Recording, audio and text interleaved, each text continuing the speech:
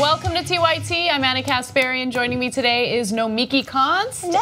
And JR Jackson.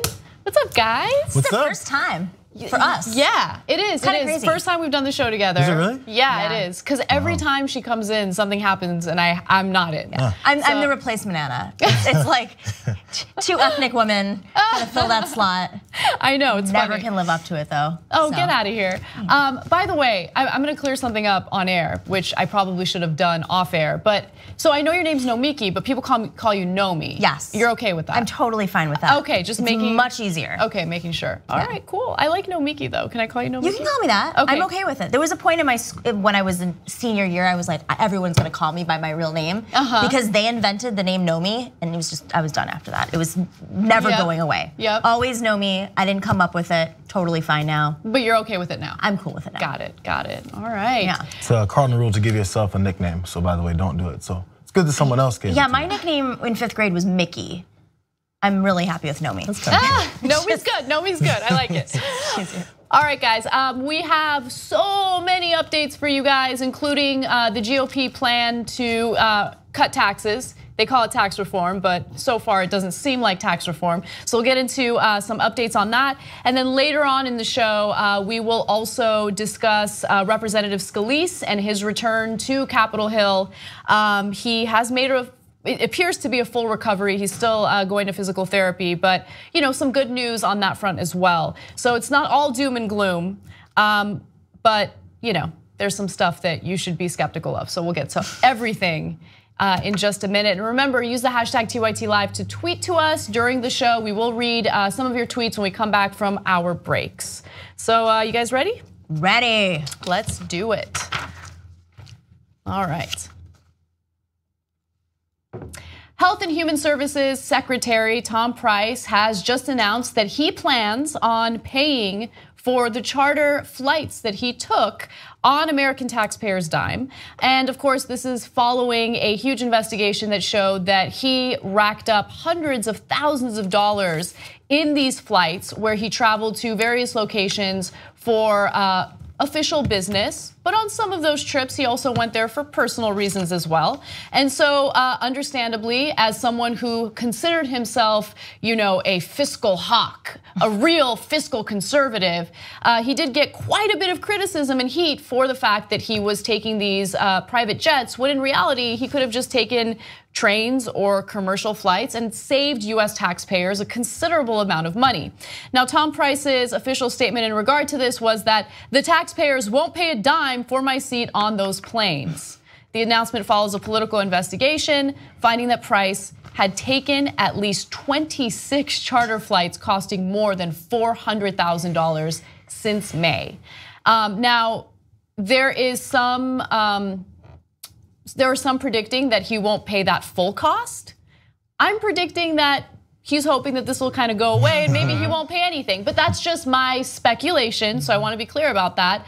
But apparently after Donald Trump claimed that he might consider firing Tom Price over this, Tom Price decided that he would state that he'd pay for these flights. So thoughts, guys? It's part of that skinny budget.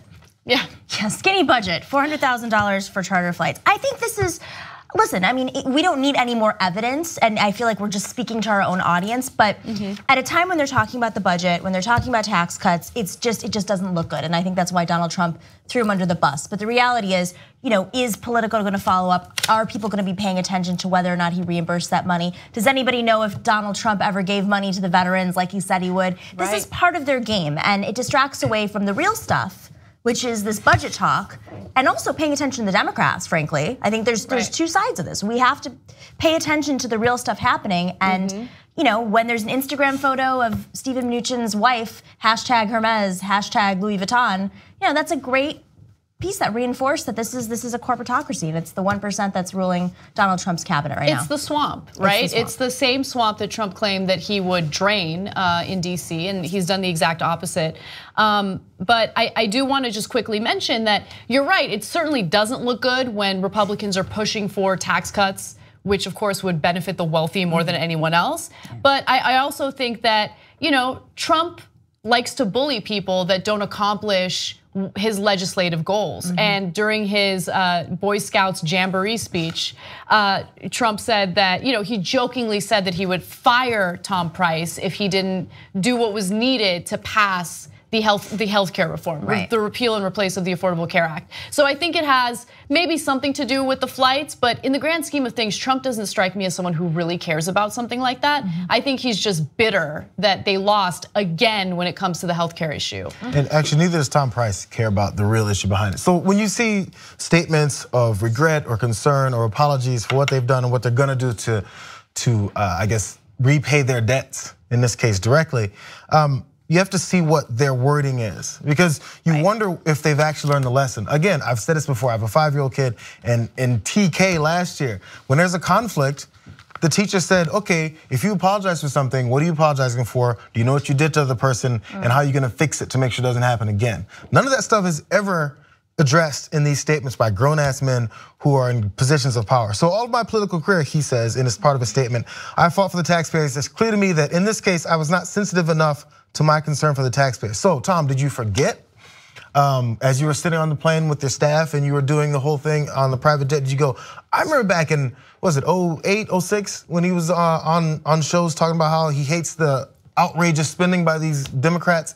Yeah. So are you forgetting? Did you forget? Do you not know what you're doing anymore? He didn't forget. No. I mean, or do you just not care anymore?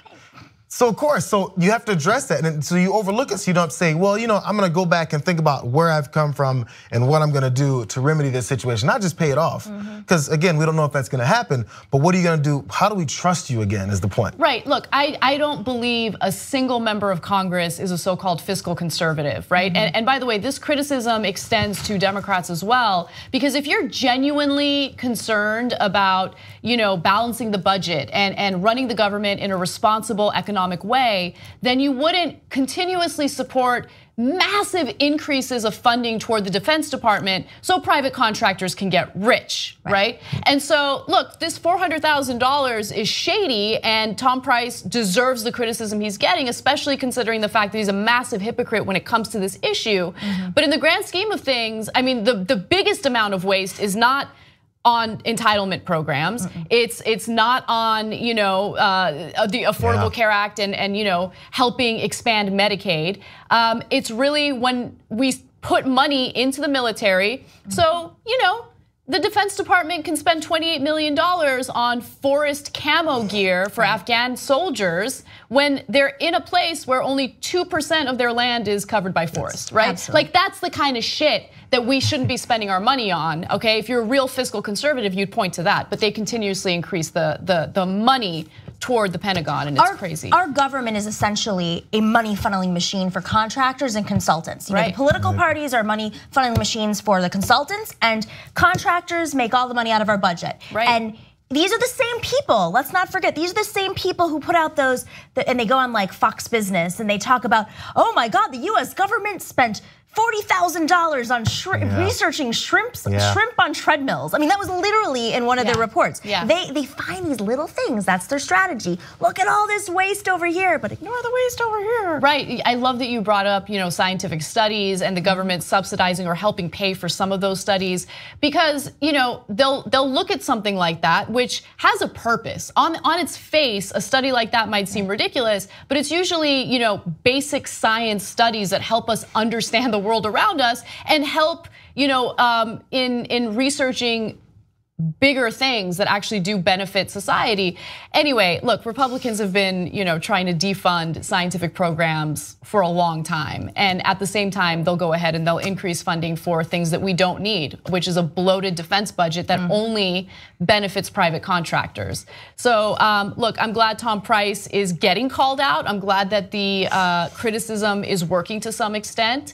We'll see if he follows through on it, but I want Politico to follow through. I want them to make sure that he reimburses US taxpayers for this money. And again, as this article pointed out, that's again, the wording. I'm gonna pay back from my seat. How many other seats were on it? How much staff was used? Exactly. What kind of flight fuel? Your seat wasn't the fuel, your seat wasn't the staff, your seat wasn't the food. Just your seat, which I don't know how much that could come out to. It's a charter, it was chartered for him. Absolutely. And You know, what'd be really interesting is if any of our lovely viewers are great with tech, I would love to see a website that keeps track of all these promises, because you know we're getting flooded with like checking into draining the swamp, but it goes through one news cycle. Who's following up? Who's making sure that the light keeps being shined on these folks? Yeah, and it's hard. It's hard because you're right. The news cycle it's just flooded every day, and it's so hard to keep up. But we can't let them distract us. And I think that some of Trump's tweets and some of his more juvenile behavior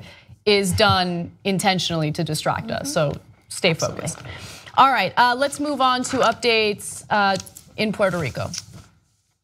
The Trump administration has gotten quite a bit of criticism for its handling of the relief efforts in Puerto Rico. Now, of course, Hurricane Maria has completely destroyed power and electricity in the island, and it has also led to people panicking about their access to clean drinking water, to food, to medical supplies. Some individuals have had to bury family members in their front yard because they have no access to services that would allow for a proper burial. Things are really bad. And so the response from the US government toward the relief effort in Puerto Rico was very different from the response effort or the relief effort in Houston and in South Florida. And so I'm glad that the media has stayed on this story and continues to pressure the Trump administration to do something about it. And it appears that today the administration has done something. So let's start with the first thing. There was the Jones Act. The Jones Act would essentially force Puerto Rico to receive all of its materials and supplies for the relief effort from US ships. And as a result, it's actually hindered the relief effort because of costs, because of logistical issues. And so politicians in Puerto Rico asked the Department of Homeland Security to please waive the Jones Act temporarily so they can get what they need for the relief effort. At first, the Trump administration seemed a little unwilling to do so. In fact, let's take a look at this video of Trump addressing that situation earlier.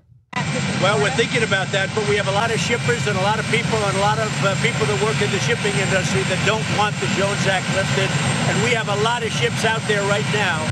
Okay, so he just that's the thing, Trump's not tactful, right? Any other politician, any other president would find some sneaky way of making an excuse, but Trump's like, yeah, I mean, my cronies in the shipping industry really want to make money off of this terrible situation, and so I'm gonna go ahead and listen to them. Funny, while I was draining the swamp one day, one of the swamp creatures grabbed my leg and he totally scared me. So I was like, okay, you get what you want just this one time, please. And by the way, Puerto Rico wasn't saying, no, you need to lift the Jones Act, repeal the Jones Act, which by the way was passed in the 1920s and has cost Puerto Rico a lot. They pay 40% more for their cars. They pay hundreds of millions of dollars more for imports from the mainland. So it's been pretty negative for the economy of Puerto Rico. And remember, they don't have the same bankruptcy protections that states in the US have. And so whatever, politicians in the island are saying, look, just temporarily waive it so we can get the materials we need and not pay an arm and a leg for it. And so finally, Trump and the Department of Homeland Security agreed. Sarah Huckabee Sanders released a tweet today saying that the President of the United States has authorized the Jones Act be waived for Puerto Rico. It will go into effect immediately. Now, real quick, before, it wasn't just liberals that were criticizing Trump for his response or lack thereof. There were some Republicans who also criticized him, John McCain being one of those Republicans. But Lieutenant General Russell Honore, who actually led the successful relief efforts at Hurricane Katrina following Trump's failed efforts, actually said something about what Trump has been doing or what he hasn't been doing. And I thought this was an incredibly strong statement. I wanted to share it with you guys. Let's take a look. What's your response to that, General? The president seems concerned about the shipping industry. I want to keep it clean. That's a crying damn shame. I knew since yesterday that big shots in Wall Street were making this call. And the president has shown again, he don't give a damn about poor people. He don't give a damn about people of color. And the SOB that rides around in Air Force One is denying services needed by the people of Puerto Rico. I hate to say it that way, but there's no other way to say it. Wow. Remember when Kanye was criticized for that? Yeah, in fact, we have the video that you're speaking of. Here's Kanye responding to Bush after his failed relief efforts after Hurricane Katrina. Take a look. May end up being the most tragic loss of all. George Bush doesn't care about black people. Please call. In the past few days. Can we just watch that one more time? It's just the best video ever. May end up being the most tragic loss of all. George Bush doesn't care about black people. Please call. In the past few days. Is Chris Tucker standing in front of a refrigerator? All of it's so good.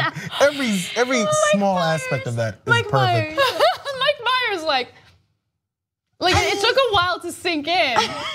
Anyway, that video is amazing. But yeah, it was definitely a Kanye moment, except it wasn't Kanye. It was, a lieutenant general who went in to New Orleans and actually, succeed. I don't want to say succeeded, because there's still a lot of devastation in parts of New Orleans that was damaged from the hurricane.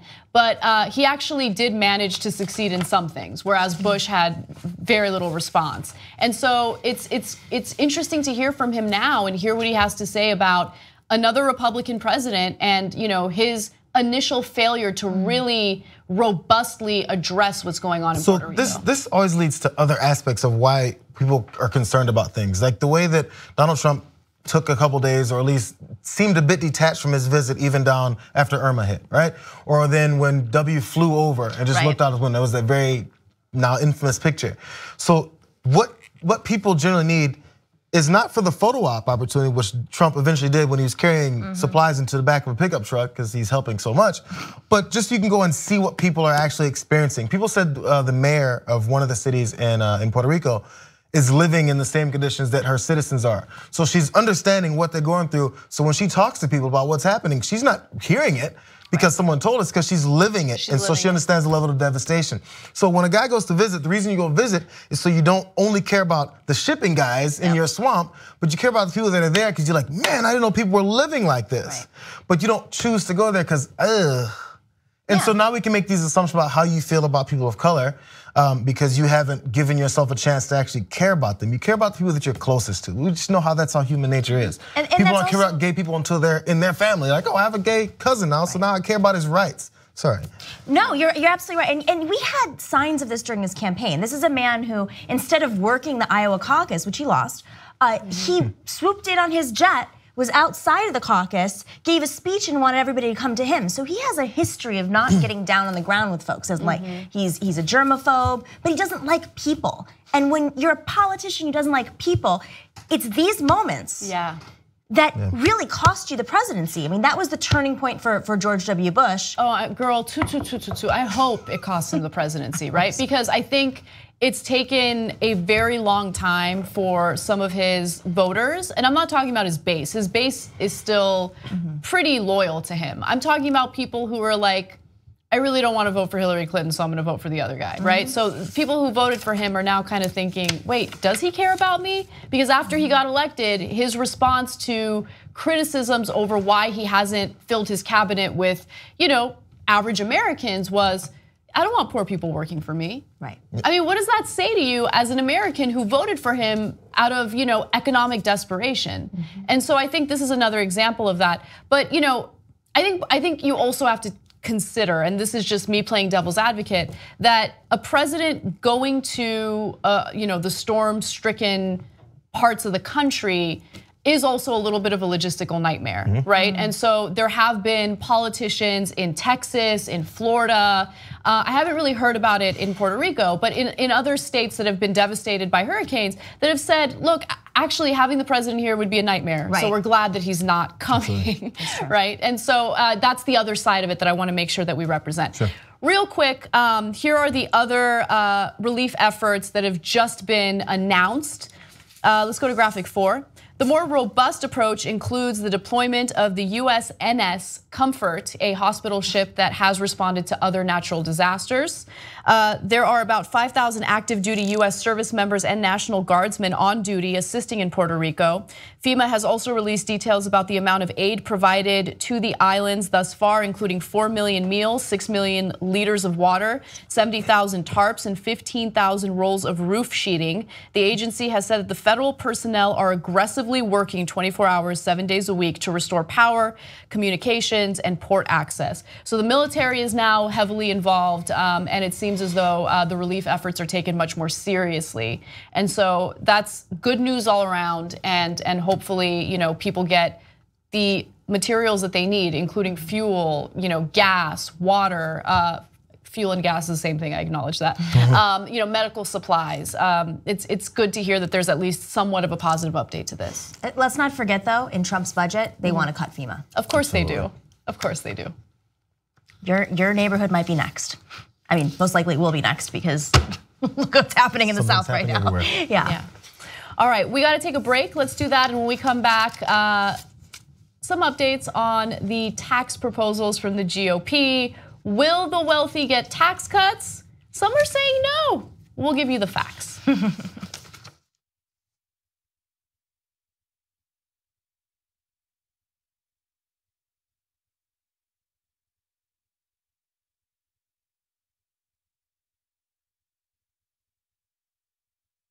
I'm super excited because we have different levels of members. They pay $10 a month, but there are some members that pay a little more. Our executive producers, for instance. My favorite thing about executive producers is that we have quarterly calls with them. I love that I'm getting a little transparency and I'm knowing what you guys like and dislike. Ideas on how to improve the show, topics that maybe we haven't heard of yet and you really want us to cover. We have so much respect for you because of the fact that you keep us independent and allow us to be uncensored, unfiltered, without worrying about corporate sponsors breathing down our necks and telling us what we can and can't say. So if you want to be a member, obviously no pressure. You can go ahead and join by going to tytnetwork.com/join. I'm gonna ask some uncomfortable questions. The first topic that I said that we would discuss a little more is masturbation. And then I was swimming in a hazelnut river. Are you sure you're not doing mushrooms? Oh my God, I can achieve an orgasm by myself. Fuck that, I am gonna talk about it because there should be no shame around. I think a lot about death because I love life. That openness led to amazing sex. And I keep saying to everybody, oh, I gotta go call my wife. I figured that was a good excuse and people can't say, hey, don't call your wife. I'm gonna release bliss. It's so weird because at that moment I felt bliss and it smelled like lavender. At the end, you get to go check, nice job. If you're a member of the Young Turks, you too will rock the world.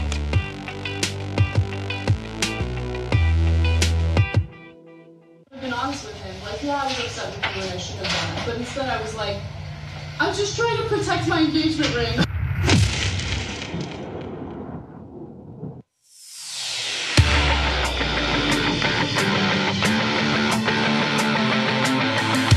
They'd rather lose to Republicans than have a progressive win with them. That's how dumb the corporate Democrats are. It's the Democrats who lull you to sleep, and at the end of the day, they're the ones who push the right-wing agenda. Most of the people are either unemployed, underemployed, or fucked. This is why you lost to Trump, you fucking moron. What the fuck is wrong with you? Whoever wrote that, I'm sure they were typing with one hand and going like this with you. The Democrats are dead. The way you feel right now, that's how a chump feels.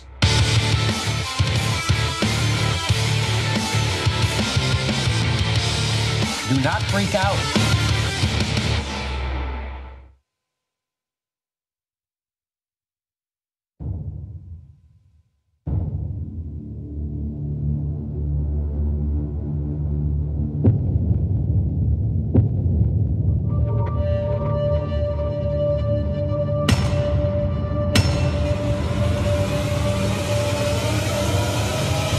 Been easy for me. I started off in Brooklyn. My father gave me a small loan of $1 million. All my life, I was told no.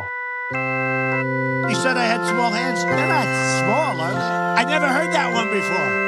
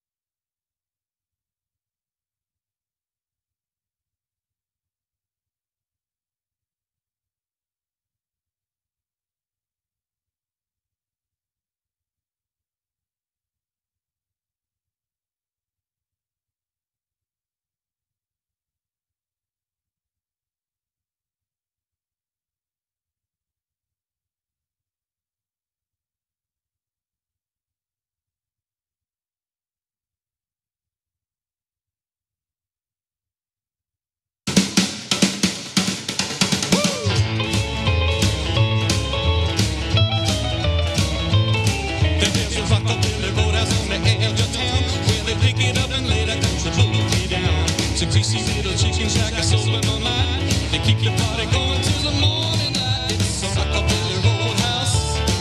Come along with me. That's where I'm gonna go now. Hey guys, welcome back to TYT. A few TYT lives for you before we get started on the tax cut story.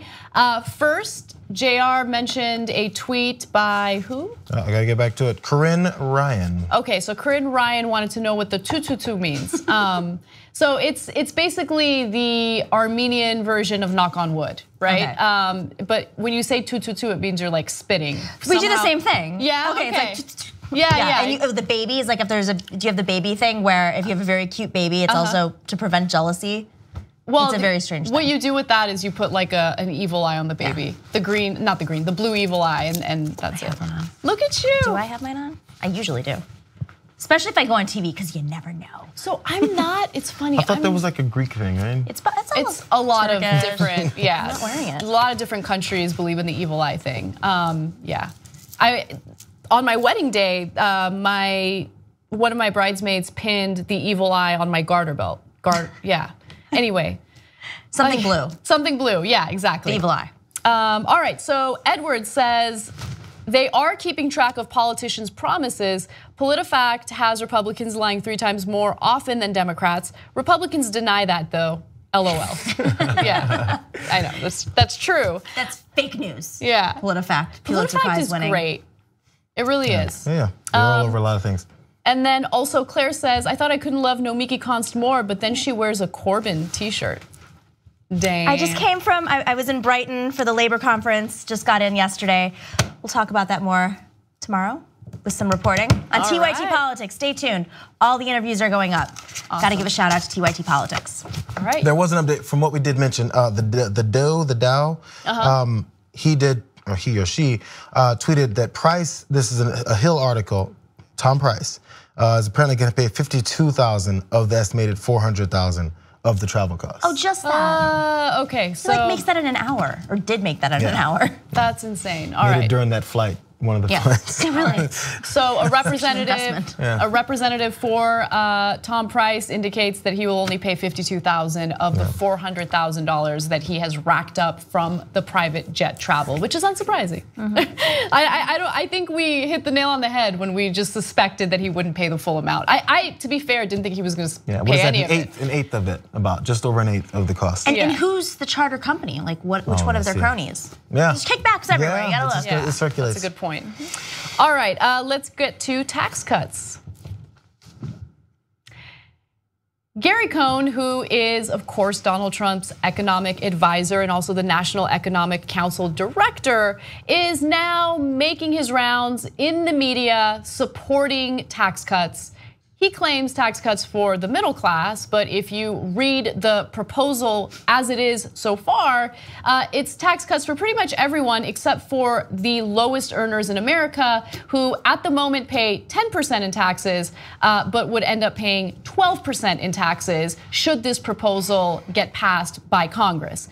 Now, Gary Cohn is an interesting fellow. Used to be the president of Goldman Sachs. He is the epitome of the swamp, okay? He still has swamp slime all over his body as he's doing these press interviews. So let's listen to him talk to Stephanopoulos about, what's Stephanopoulos' first name again? George. Yorga. Yeah, good Greek man. Yes. He has an evil eye always attached to his face. So let's take a look at Gary Cohn and his explanation of these tax cuts to George Stephanopoulos. Can you tell middle-class families watching right now, say a family of 4 earning $55,000, how much they will save under the president's plan? Look, our tax plan is purely aimed at middle-class families. A typical family of 4 earning $55,000 in America today is going to have a substantial tax decrease.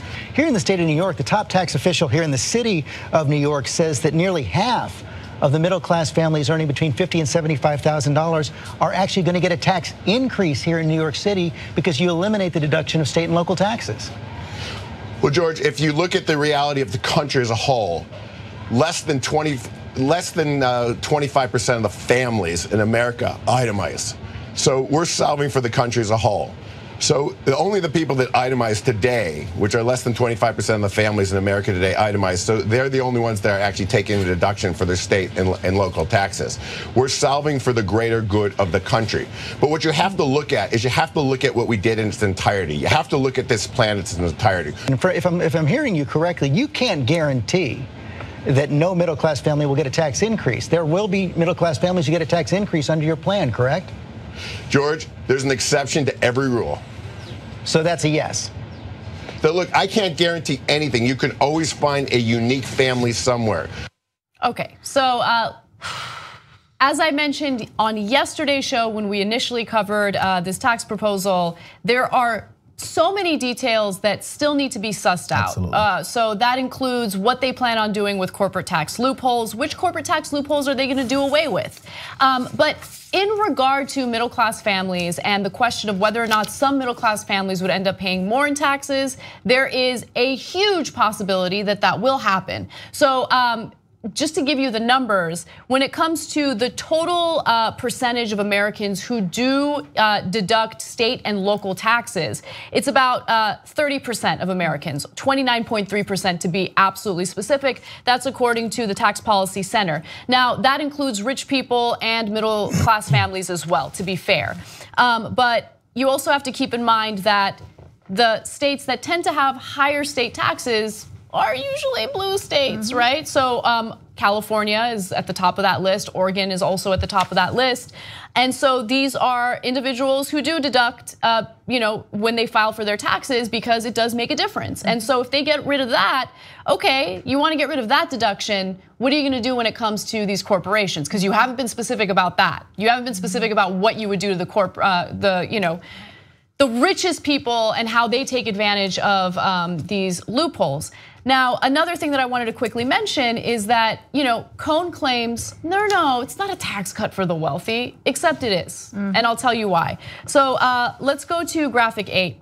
The Trump plan would lower the top tax rate from 39.6% to 35%, though it also leaves open the possibility of a higher rate for the super wealthy. The possibility. So let me get this straight.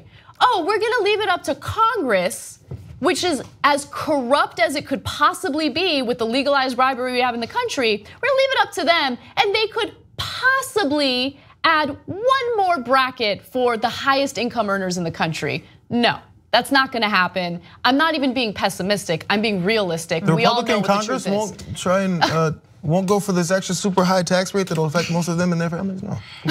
And the estate tax? The estate tax. Okay, that actually is spelled out, that they're planning to eliminate the estate tax. Shocker. Yeah. So they want to do away with the estate tax. And who would that benefit? Would it possibly benefit Donald Trump and his family? Yeah, I think so. So let's go to the next video where Cohen addresses that a little bit. The president has also said that wealthy will not get a tax cut under the plan. He says that he himself will not get a tax cut under the plan, or his family won't get one. He said that you won't get one as well. But look at the front page of USA Today right now. It says that Trump could reap millions from his own tax plan. You've got to look at the plan in its entirety. I am looking at the whole. Remember, we also put the ability for Congress to put a fourth tax rate in place, a fourth tax rate on wealthy Americans, very high earners. If we need to take more money from high earners and transfer it to middle-class Americans to make sure that middle-class Americans are getting a tax cut, we've given Congress the ability to do that. He says, believe me, I won't be getting a tax cut. Can you guarantee that President Trump won't get a tax cut under this plan? George, when we've looked at the tax plan and we look what it does for Americans, we are very confident that Americans are getting a great deal here. We have also said that wealthy Americans are not getting a tax cut. Will the wealthy get a tax cut or not? The wealthy are not getting a tax cut under our plan. That's not the evidence that's out there so far, but of course there are a lot of details yet to come, as you have pointed out. Oh, look at George. Yeah, the way that I read several things about how this can work, because the way that they point out they want to have regular Americans put their taxes on a postcard and do both sides and turn it in. They've been talking about that for just like that. over a decade, right? Probably even longer than I was even ever paying attention to anything. So the way they want to do is that way, but that doesn't eliminate people with all kinds of means and tax attorneys from making it still pages full of a tax return document that allows you to get around all of these tax plans that you have that you guarantee isn't gonna allow rich people to go around it, but it will. So directly for Donald Trump, the one particular one that stood out, I'm not gonna go through all of them, but one that stood out was the preferential income tax rate for pass-through corporations, which there are 500 underneath the Trump brand. So it allows people that have parts and hands into this corporation to say, well, it's like a personal income for me, so it's not really a business, these small business owners. It's not my business, but it's actually my personal income. Then I can take it at 25% rather than the 39.6 that it would be at. And so it allows them to do whatever they want to move money around. Now, if you're that 4-person family that makes $50,000 a year, which is not middle class, but which is poverty. Let's be very clear. That's poverty. Yeah, I mean, think about just, you're talking about kids. Say you have 2 kids and you have school and preschool and then maybe just normal expenses like that. It's gone. This is $50,000 to $55,000. I mean, well, just gross without being taxed every day. Because you don't go to the grocery store and they say, hey, so I see you got this much taken out of your taxes every month. The cost of this bread is gonna be cheaper. Anyway, I got sidetracked. So they'll end up paying that much less to go around it. They can pay for these tax attorneys to do all this stuff. You have no recourse to do it if you're just a regular person. It makes this little to nothing every year. H&R Block ain't gonna do it for you. Right. It's not.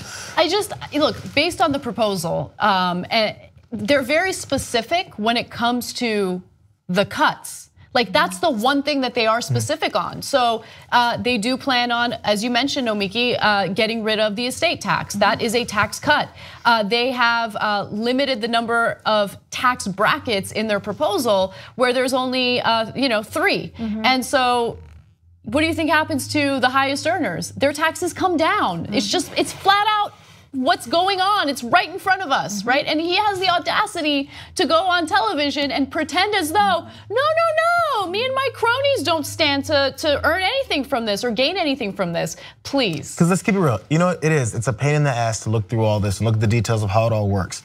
And then, so the people that do, the researchers or these detached corporations, or not corporations, or investigators on this, and in this case, George Stephanopoulos, who is probably telling the story of what he's been told already, how these things work. And then after they say it, they go, oh, that's so complicated. People at home can sit and listen and go, that sounds like that's a pretty bad plan. But then the response, all it has to be is, they're lying to you, fake news. Right, Leave me instead. and that goes back to 1991, right before the 92 elections. Read my lips, no new taxes, that was thrown into the face of George Bush, arguably cost him the election, to Bill Clinton, who's all about the economy stupid. So as we come into 2020, if this tax plan is not played out as fake news, which I don't actually think is gonna affect the majority of Republican voters, I think that is why the Democrats need to have a clear spokesperson, a clear leader who has an alternative economic message that keeps it about the 1% and the tax havens and all the stuff that they're doing to manipulate the system so that the middle class, which barely exists now, is bearing the burden. Right, my concern is that Democrats, for the most part, with the exception of people like Elizabeth Warren and Bernie Sanders, will play ball. Because, I mean, and here's another thing to keep in mind, guys.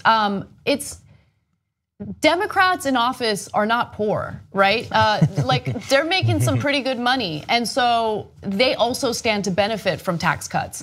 Also, people who host these cable news shows get criticism for their incredibly superficial coverage of stories like this. But you think that's an accident? I mean, they have multi-million-dollar contracts. They love it. Yes. They love it. Which is why I give George Stephanopoulos some credit for going after Cohen the way he did in that interview, because you don't see that type of follow-up in any other interview. You just don't in mainstream media. So these are all things to keep in mind. I think what's important is for Americans to pay attention to what hasn't been specified so far, and keep in mind that it hasn't been specified for a reason. Right. Why is it that they haven't detailed to a great extent the type of corporate tax loopholes they plan on doing away with? Remember, when it comes to corporations, they want to lower the tax rate from 35% to 20%, which, by the way, right now the effective tax rate is 18.7%. And so, all right, you want to increase the effective tax rate to 20% and do away with the loopholes? Maybe I'm having a conversation, but that is not what they're doing. At least that's not how it appears at the moment. So what I'm predicting predicting is that Donald Trump's way of selling this, because there will be a lot of pressure on him about this issue, about draining the swamp and making it so that the 1% gets a fair share tax. He's going to talk about bringing jobs back. If you want to bring jobs back, if you want those corporations to not use those tax havens and go overseas, which actually isn't as many as we think, then we've got to make sure that they have an incentive. And that is the scheme. That is the Republican scheme there. And we have to pay attention to that because number one, it's not as many corporations as we think. Well, yes, and also Cohn was asked about that today. And interestingly enough, he said something about, because a reporter challenged him in a way that I think was brilliant. Oftentimes these tax cuts are used by these corporate executives to buy stock, to increase their stock value, to do acquisitions. They consolidate, which means that they'll merge with another company and then lay a bunch of people off. So it's actually counterproductive. People lose jobs as a result of these tax cuts. And his response was, no, but then they'll reinvest it into the stock markets and they'll help small businesses. Some BS answer, but that is not what happens. They don't look to stimulate the economy. They look to stimulate themselves and their own corporation. It's amazing. There was also one last piece of this that I remember reading. Their lobbyists, or these large corporations, will give tens of millions of dollars, and we already know this, to politicians to do their bidding already. So then, which one is it? Is it that they're so broke that they can't afford any of these taxes that they keep getting chopped down with? Or is it they can spend $52 million to lobby politicians to do their bidding? If they had that money just throw away to bring back, I think they might have it to actually reinvest into America and bring in it. So by the way, also they're still also arguing to not give anyone a raise. So this minimum wage fights, which one is it? Like you keep telling us these fairy tales, but then as soon as the actual policies are up for debate, they go, oh, who needs minimum wage increases from $6 an hour? Calm down. Yep. I thought you're hiring people. Where's the evidence? Right, exactly. I wonder when they're going to make it a tax write-off to pay lobbyists. Oh my God, please don't give them ideas, although they probably already have that. I'm sure they're on that, I'm sure somewhere. All right, let's move on to healthcare. Healthcare debates in the United States primarily center on the issue of the Affordable Care Act, possibly repealing it and replacing it with a GOP plan. However, there is a forgotten program that is about to expire in funding that is important for you to know about. It is known as the Children's Health Insurance Program, CHIP to shorten it. And the funding for this program, unfortunately, expires on Saturday, September 30th. Now, Republicans have been so hell-bent on repealing the Affordable Care Act that they haven't worked on this particular issue. And so as a result, it seems unlikely that Senate Republicans will do what's necessary to ensure that this program remains funded. Now, to give you an idea of what this is, CHIP is a health insurance program created in the 1990s to piggyback on Medicaid, and it provides coverage for kids and families with higher, though still lower middle class to middle class incomes. The program also helps cover pregnant women in some states. It's designed much like Medicaid, with states and the federal government both paying a share of its budget. Now, the federal government pays about 3/4, I believe, of this program, and then states also go in there with their own funding to help create a robust program to make sure that these kids are insured. But if this funding expires, there are several states that could really suffer immediately. Now, some states have budgeted the money so they'll be able to fund it for a couple months after the funding expires, but it is a little bit of an issue. So let's go to graphic 11. At least 3 states, Arizona, Minnesota, and North Carolina, plus the District of Columbia, would run out of funding by December.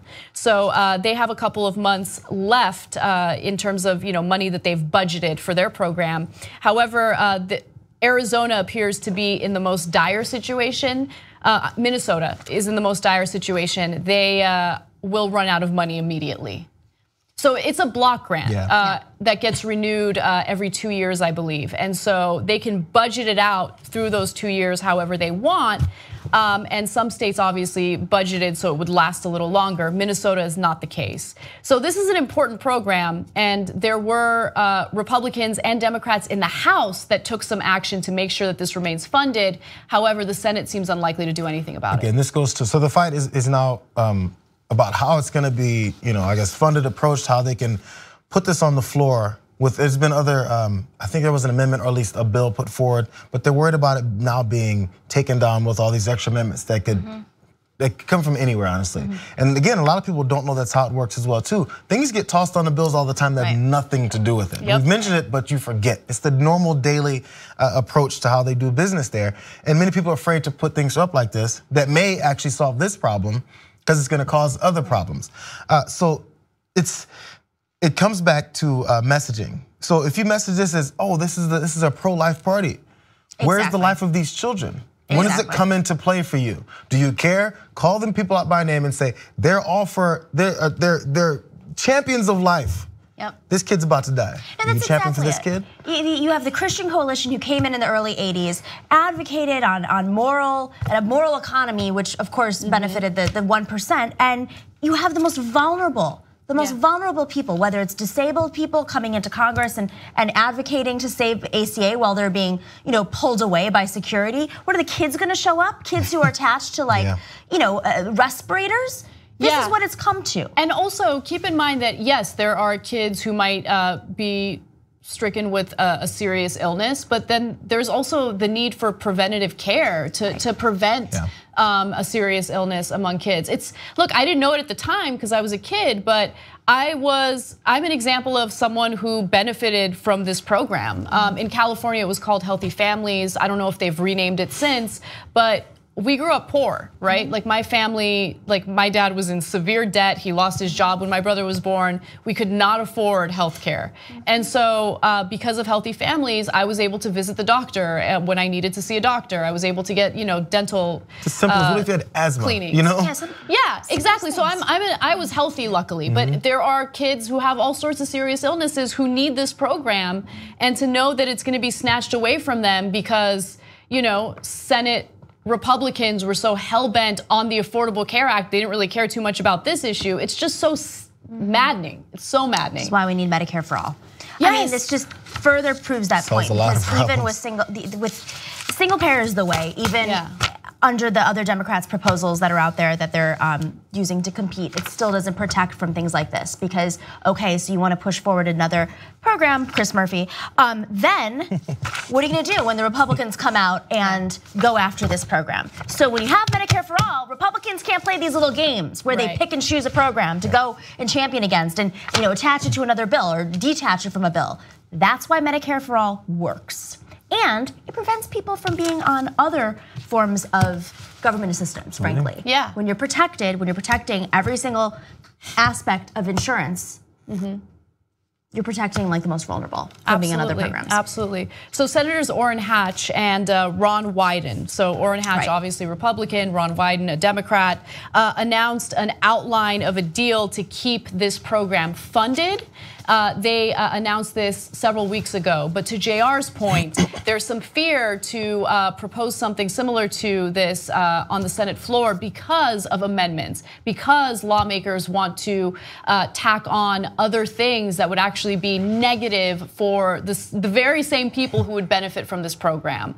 And so, as we know, they want to repeal the Affordable Care Act. They want to, if they don't repeal it, they want to at least get rid of anything that gives it, any type of power or any type of effectiveness. And so, Democrats are a little afraid to propose it. But dude, just be a leader, be a fighter, and don't. I would go on a national tour if I was in Congress, and I would make a big stink about this, and I would not stop talking about it until Republicans played ball.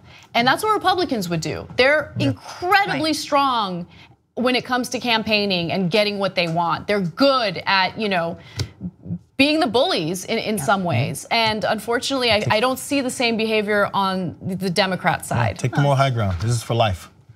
Some of them will, and some of them will be worried about getting reelected and receiving that money. Yeah. All right, guys, we got to take one more break. When we come back, we will hear from Representative Scalise, who has made his return to Capitol Hill. Goody.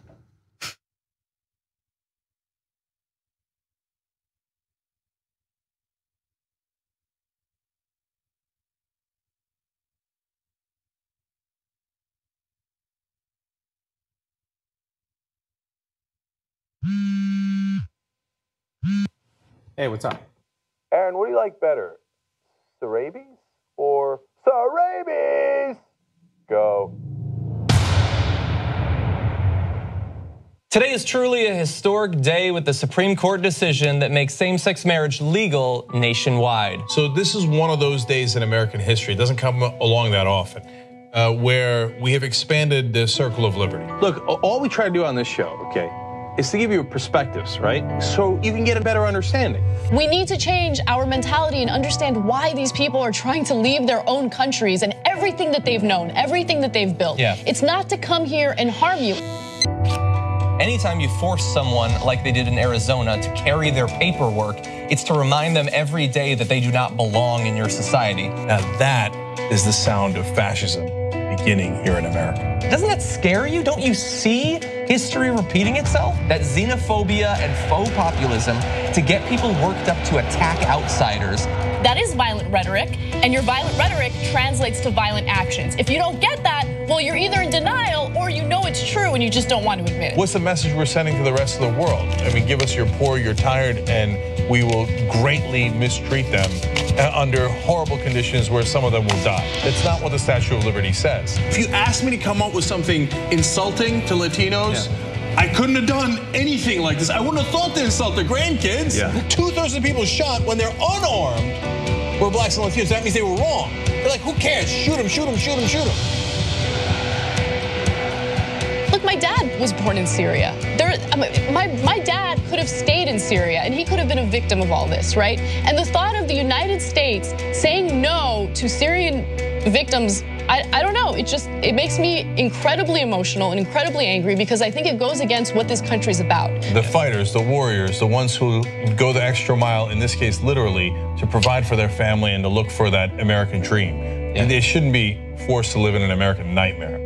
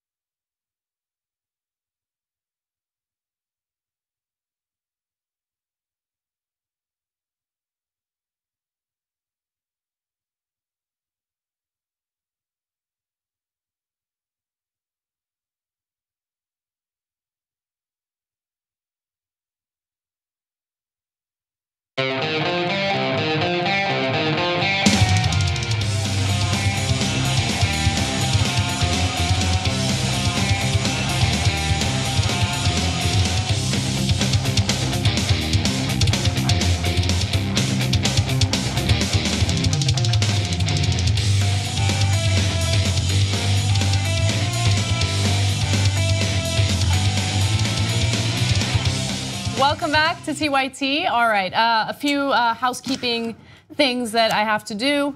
I shouldn't say that I have to do them. I do them because I want to do them, okay? All right, so announcements. Members, you guys help keep us independent. You power the show. Without you, we literally could not do what we're doing right now. And so we do member shout outs for good reason. We wanna show you how much we love you and we wanna thank you for all of your help. Today's members are Paul Gilbert and Sharon Ritchie. Thank you, thank you, thank you for being members. And for those of you who are not members and would like to join, you get a post game every day, Monday through Friday, and other perks, including access to archives of the show. So if you can't catch us live, you can watch us whenever you want. You can podcast us if you like. You can become a member by going to tytnetwork.com/join. Also, members only post game will be live today, all right, after the second hour of the show. And Dave Kohler does stuff. I don't know why this is on my page. Reporting in with Dave Kohler, new episode available. Dave Kohler interviews Michael Tracy about his work for TYT Politics. Look for Reporting In under member content on TYT Network. No one interviews people the way Dave Kohler interviews people. Yeah. Dude, like, first of all, Dave Kohler is a national treasure. And if you don't know that yet, you need to figure it out. And there's like so much going on in this company that I'm like, wait, there's a new show? There's a new show called Reporting In. Yeah, Reporting In, it sounds great. I stumbled upon it one day, it was fun. Yeah. All right, and then finally, TYT Lives. There was a TYT Live that I think you will enjoy, Nomiki. You can relate. Old Turk writes in and says, Gary Cohn should just shut up and go back to Shark Tank. What do you mean it's a different guy? Okay, so during the break, I said, God, he looks like that guy from Shark Tank. What's his name? Mr. Wonderful? Kevin O'Leary, Kevin right? O'Leary, who I have a weird crush on. Not my type. I don't understand it. It's really creepy. But he's Canadian, we learned. So he's for Medicare for all. He's French Canadian, which means he speaks French. So he can't be like that bad, Win-win. Right? He's not Gary Cohn. He's not, as long as he's not Gary Cohn, he can't be that bad. No, he just plays the bad guy on TV, which it's what I'm hoping for.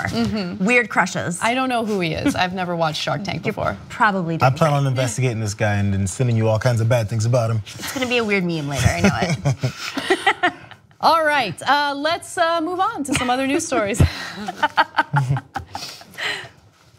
Representative Steve Scalise has returned back to Capitol Hill, and he is luckily recovering from the shooting that did threaten his life. He has opened up about some of the injuries that he sustained as a result of a shooter who showed up during a baseball practice and opened fire. Now the shooter has died. Someone opened fire against him on the scene, and he was killed immediately. Now, Steve Scalise, obviously, as you can see in that video, is still suffering from the injuries, but luckily he is not only surviving, he seems to be thriving based on the way he has spoken to the press about these incidents. So let's take a look at the first video where he talks about God and his role in saving him. When I was laying out on that ball field, the first thing I did once I was down and I couldn't move anymore is I just started to pray. And I will tell you, it gave me an unbelievable sense of calm, knowing that at that point it was in God's hands. But I prayed for very specific things. And I'll tell you, pretty much every one of those prayers was answered. And they were some pretty challenging prayers I was putting in God's hands. But he really did deliver for me and my family. And it just gives you that renewed faith in understanding that the power of prayer is something that you just cannot underestimate. So I'm definitely a living example that miracles really do happen. The first place I want to go to thank true angels along the way starts with the United States Capitol Police. Okay, so you guys take it away. It's a I guess inspiring story that he made it back, because I mean in the first few days after, people didn't know what was gonna happen. Right. He was shot in the abdomen, waist area. Yeah. So there's a lot of organs, right? So all that had to be, as we'll see soon, pieced back together. It's just the one thing you always hope there's something again. I went to when we first started this story with Tom Price and his apology for his expenses. I just wish people would learn something from it. There doesn't have to be this viciousness of, oh man, yeah, he's hurting, all this stuff that I'm sure some people directed towards Scalise's way. I just wish he would understand that he's not the first person that's been shot. And when he was lying on that ball field and he almost died and he was praying to God, there's people who were lying on the ground and were praying to God that they survived too, and it didn't work out for them. And they didn't have Capitol Hill police next to them to defend them and take out a madman shooter. And the best healthcare in the country. They didn't have government healthcare. Right, and then so suddenly this is an important thing because of who he is. Your family would have missed you. There's a lot of family members that missed their deceased because of something that happened that didn't have to happen. And not that it would be 100% done, but there's something you do when you're in a position of power to not make it easier for people to be killed by random and violent gunfire in a country that's divided to the degree that we are now. And this guy targeted specifically Republican congressmen because they were at their practice, so he knew who they were and where they would be. So it was based off of partisanship and a divide and the anger for certain people in the government. So there's certain people that get targeted in our society, and they're just as important as you are. Trust me, they have the same organs you got, and they deserve theirs deserve to still stay together just the way yours did. I wish they would understand that. I'm going to take it a little bit further, and I'm glad that you brought this human aspect to the story because with great power comes great responsibility. If we go through this fight over Medicare for all, or if we, God forbid, go through another like repeal and replace Obamacare again, I urge those who have been affected by gun violence and who have lost members of their families or who have not been able to pay for their health care because of shootings, I urge you to go to Representative Scalise's office and make that case in a very vocal way and in using technology and making sure that that message gets out there because he does have a responsibility and it is an absolute horror what happened to him and that I hope that never happens to anybody else in office again. Yeah. But you are still an elected official. And now you have a personal story, and it's not just about the police who were there with weapons, because I know where that message churns. Right. That good thing that there was a good guy there with weapons. Right. This is about two things: guns, and people who should not be holding guns and purchasing guns, and healthcare.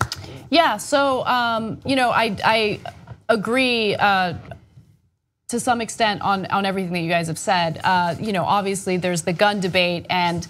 That is probably the most difficult thing to move Americans on because we are incredibly divided when it comes to that issue. And I've been clear about the fact that I am not a proponent of banning guns. I think that responsible Americans should have access to guns. I do think that there's an issue with a lobbying group like the NRA getting its funding from weapons manufacturers who want to turn a profit. They want to profit as much as possible, so they want to put as many guns in the hands of as many people as possible. Now, that's one issue, and I think Scalise should absolutely, at least have some empathy for the other side of the gun debate. But he should also have empathy in regard to individuals who don't have health care, who wouldn't have the same type of quality treatment that he received and that allowed him to survive. And so that's the issue that comes up over and over again. The word that I bring up when it comes to a wide variety of stories that we cover, just this lack of empathy. And you see it among politicians, you see it among Americans, and you would think and you would hope that if someone goes through something as incredibly tragic as what Scalise has gone through, they would learn from it. He would learn from it and realize, oh my God, had I not had this government health care. Again, it's government taxpayer funded healthcare that these elected officials get to take advantage of. Had he not had that, who knows what would have ended up happening, right?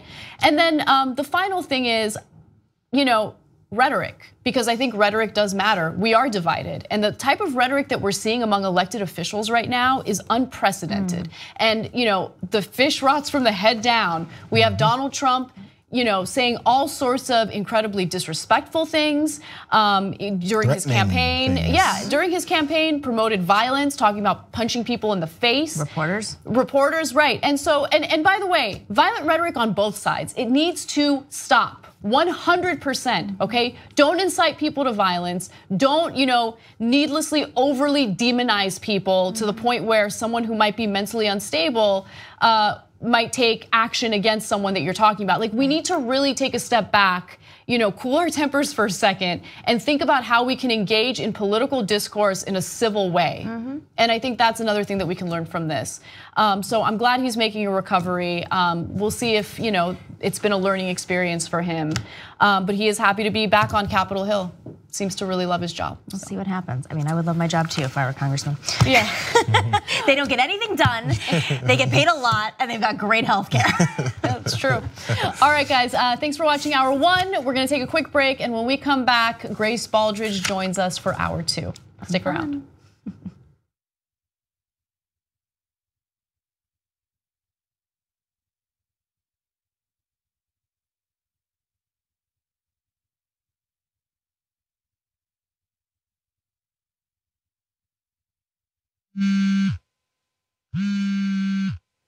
Hey, Jen, what's up? Aaron, I forgot my email password. What is it? PASSWORD.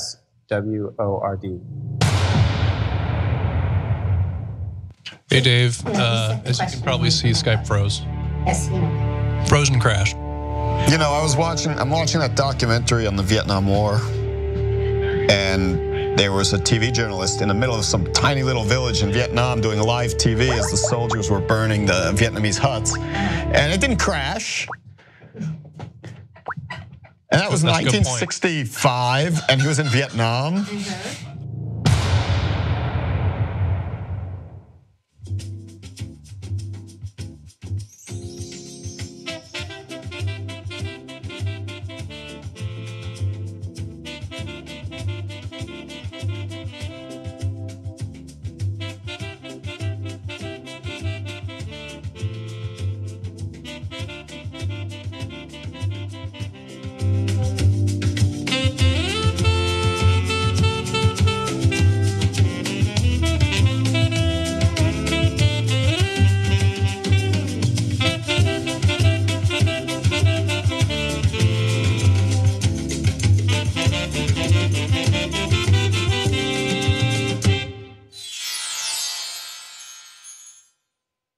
Brett has a cat. I'm moving away from the controversial stuff we were discussing prior to this going live to talking about pussy. Because it's a pussy cat. Here's the thing, I think that cats are dumber. Everyone thinks that cats are smarter because they found a way to just like not care about you and have a home and food. Right. But cats are stupid. They're like children. Like cats, everything they do, it's like, cat, do you want to take a bath right now? Yeah. Because you're fucking gross. And they're like babies and like toddlers. We're like, no, this is how I do it. Yeah. I just lick it. And you're like, are you sure that's a good idea? Because I think you might get hair caught in your throat. And the cat's like, no, it's fine. Ugh. They're stupid. And then like they're just like babies where it's like I pooped. And then it's like, did you want to poop outside? No, I poop here, it's fine because I bury it. Like they're idiots. They're like children. And then dogs are like husbands in sitcoms. Why? Where they're just like, listen, when do we eat? And I love you for that. Also, I'm gonna try to have sex with you. If you don't want it right now, just roll up a newspaper and hit me. That's so true. Although Charlie never tries to hump me, always tries to hump Christian. But you know what? Are you jealous by that? No, I'm not jealous. I just think it's interesting because I think Charlie might be a gay dog and I love him no matter what.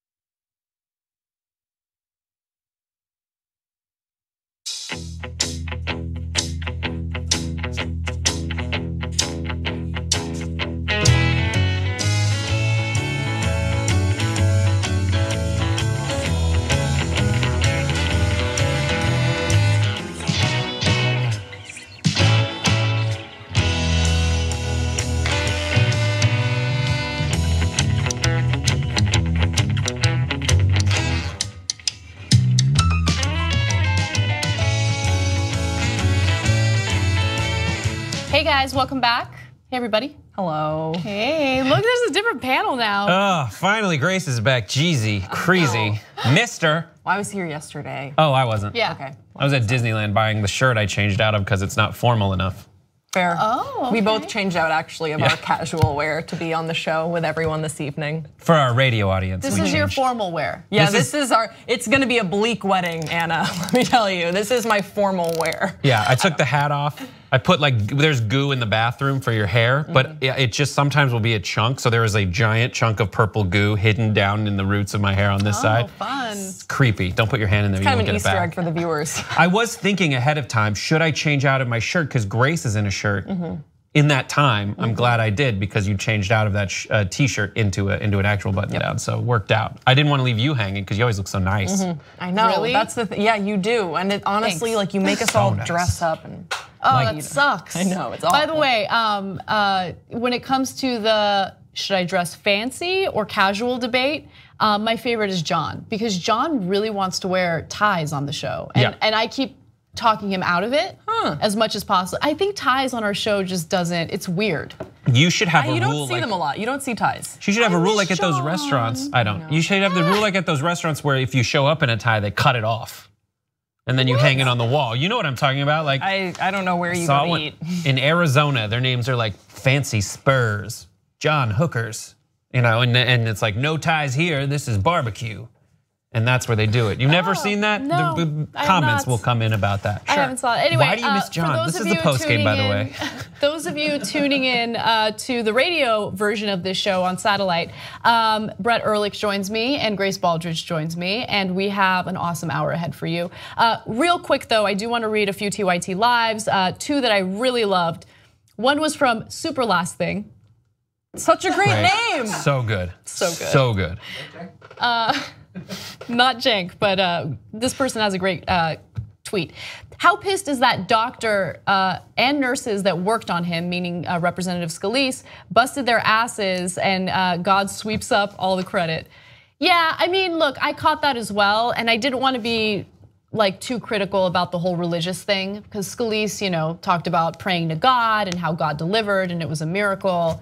Look, religious people, especially in times of desperation or in pretty devastating moments where you think you might lose your life, faith is what helps them. And so I have no hard feelings toward that whatsoever, even as an atheist. I do wish he would have thanked his doctors, but whatever. Don't you see I'm loco, says, but government healthcare is bad. They say it all the time. Yeah. It's funny, like those who get the government health care in Congress are always talking about how terrible universal health care would be, but they love that government coverage. Anyway, take it away, Grace. Over to me. So it turns out that the Facebook group United Muslims of America was actually none of those things. In fact, a new report from the Daily Beast has traced it back to the Russian government. The account was just a front to reach American Muslims and their allies. Sources confirmed that the imposter account bought Facebook advertisements to reach its target audience. It promoted political rallies aimed at Muslim audiences, and it used the Twitter account Muslims in USA and the Instagram account Muslim Voice to pass along inflammatory memes under the cover of the UMA. The Twitter account has been suspended, and the account on Instagram, which is owned by Facebook, was shuttered at around the same time as the Facebook page. Now, these trolls actually ran this account simultaneously along with other accounts that were spewing Islamophobic messages to right-wing audiences on Facebook, so very busy trolls. And of course, this was used to influence the US voting public.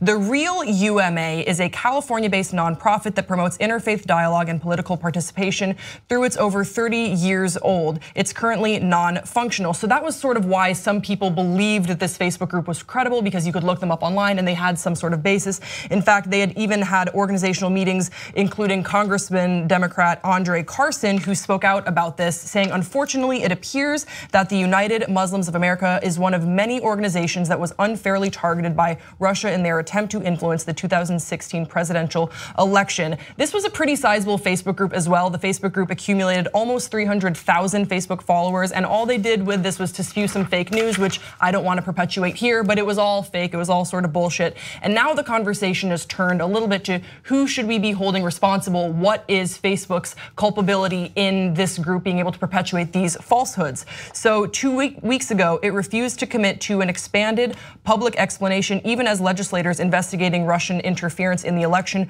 showed great interest in public testimony. That position eroded further last week when founder Mark Zuckerberg committed to sharing the ads themselves with Congress rather than the descriptions of them they may have thus far provided lawmakers. The executive director of the civil rights group Muslim Advocates says Facebook has a responsibility to be part of the solution, especially when their platform is being used to sow misinformation, hate, and division. It is insufficient for them to notify Congress and walk away.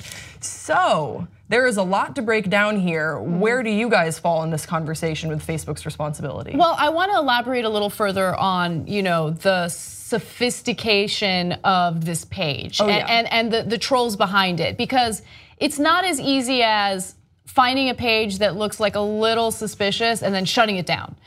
Because what they really did was the vast majority of posts that they put up there were legitimate posts, right? And they weren't divisive in any way, they weren't suspicious in any way. And that was how this page built its credibility among its followers. And then all of a sudden, when you would least expect it, boom, here is, here's a fake news story that's so outrageous. The US government is funding ISIS. Right. It was an example of that. Specific politicians are working with ISIS. Just things that had absolutely no evidence, no proof whatsoever. But if the page is building credibility among its followers, then something like that wouldn't seem as suspicious, or at least it wouldn't raise as many red flags as it would if it was just a page that's pushing out all these like nonsense conspiracy theories. It's terrible what they're doing. It's terrible, but I mean, it's a good job of being terrible. At a certain point, you're like, when you watch The Americans, you're like, you guys lived a very regular life, except for the part where you're spying for the Russian government.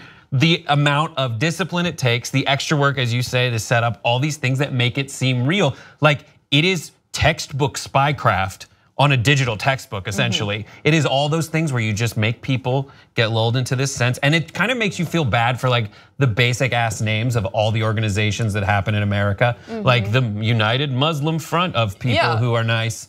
And it's crazy that they were able to get the names. Like the Russian group was able to get it, and then the actual group, United Muslims of America, had to get facebook.com/United Muslims of America, UMA. Right, that's right, yeah. So, again, these trolls, these Russian trolls posed as, they were imposters. And while they were running this page, they were also simultaneously running other pages that would fearmonger about the Muslim community. And so this was all meant to add to the division in the country and also to lead to a certain level of chaos and misinformation that would make it difficult for the average American who might not follow politics as closely to make an informed decision in the past election. And even the average American that might follow politics closely, they could do a Google search and this would pass the smell test. They'd be like, oh, this is a legitimate organization. Why wouldn't this be their Facebook page? Especially when you get to a certain level of followers, I think as well, most people sort of believe that other people will have done the research. So it's like, oh, if 100,000 people are following this page, I bet one of them has looked this up or a couple of them will look this up. So it's probably credible. And that's how they got to nearly 300,000 followers. That's people that were probably sharing their memes. Memes are very share worthy and popular on Facebook. And there were a lot of people perpetuating and following through on this false narrative.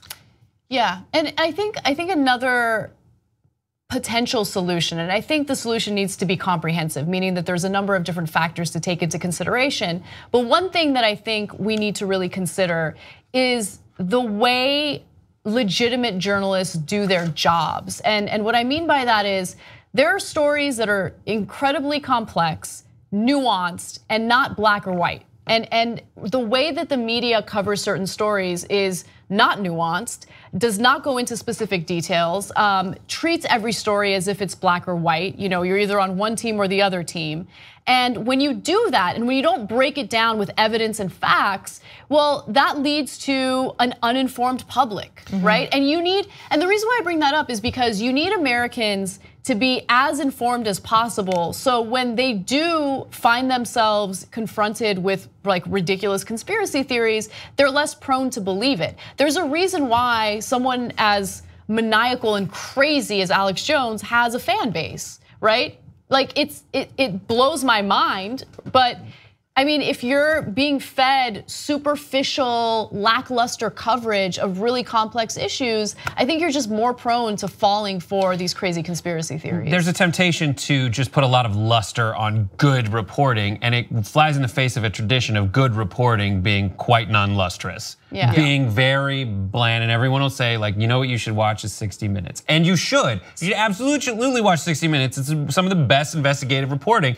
And then there's that school of thought that's like, you should watch Vice. And then Vice is like really shiny, and it's gotten better, believe me. Yeah. But I still think too frequently that is taking an idiot and having them interview an asshole, and that's your segment. Well, yeah. Like I think it's tough because we need to get better at investigating stuff, but it is putting a lot of responsibility on the average American to really look at the process by which they verify information. And I don't think it's too much to ask, but really, I mean, the Russians who identified this early, developed a strategy to exploit it, and did it so successfully. Like, it reminds me of whenever there is a speech after you lose a game and your coach takes you aside and goes, listen, they had a really good game plan, but we also played like crap.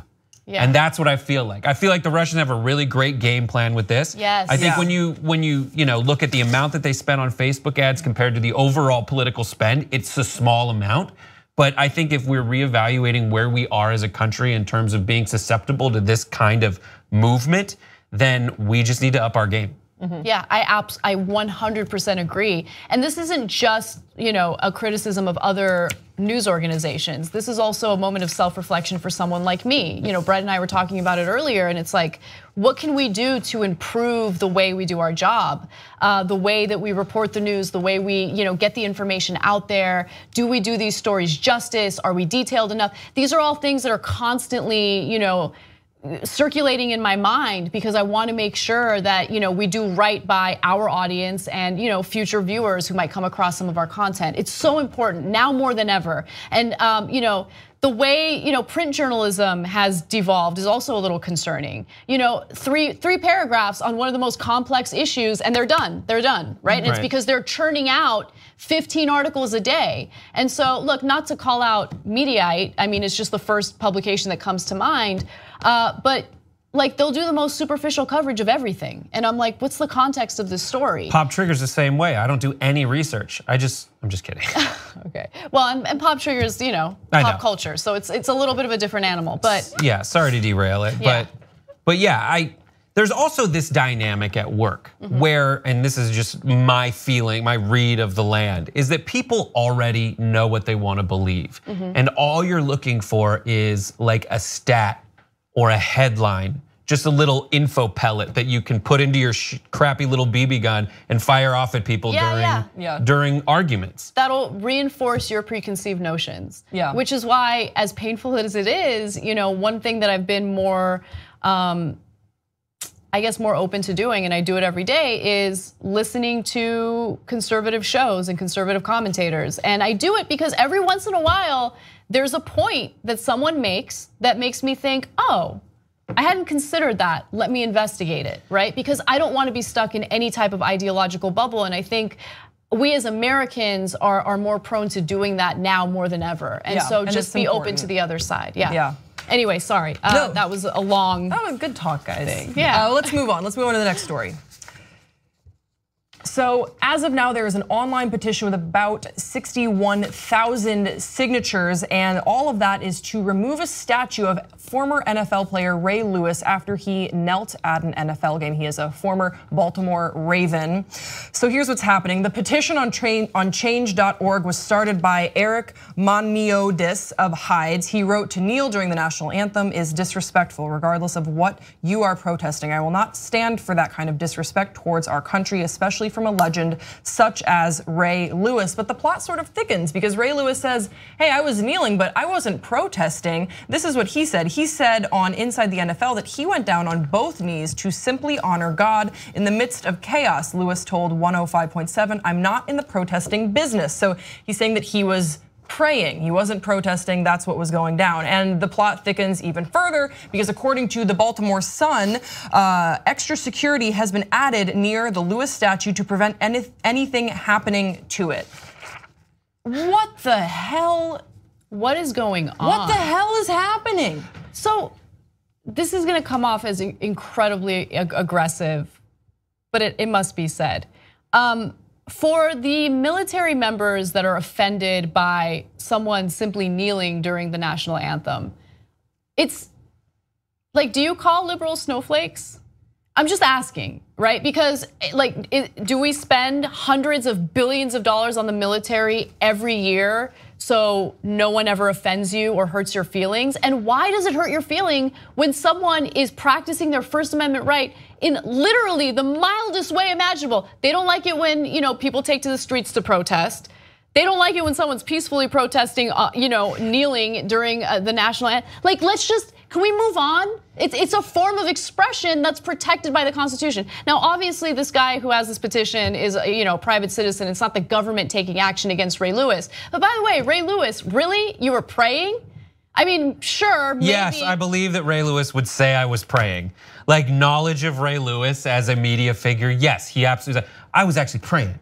Like, he gets really intense. He's very intense. And didn't he kill a guy? Like, anyone? Well, I believe not kill a guy, but maybe kill a guy.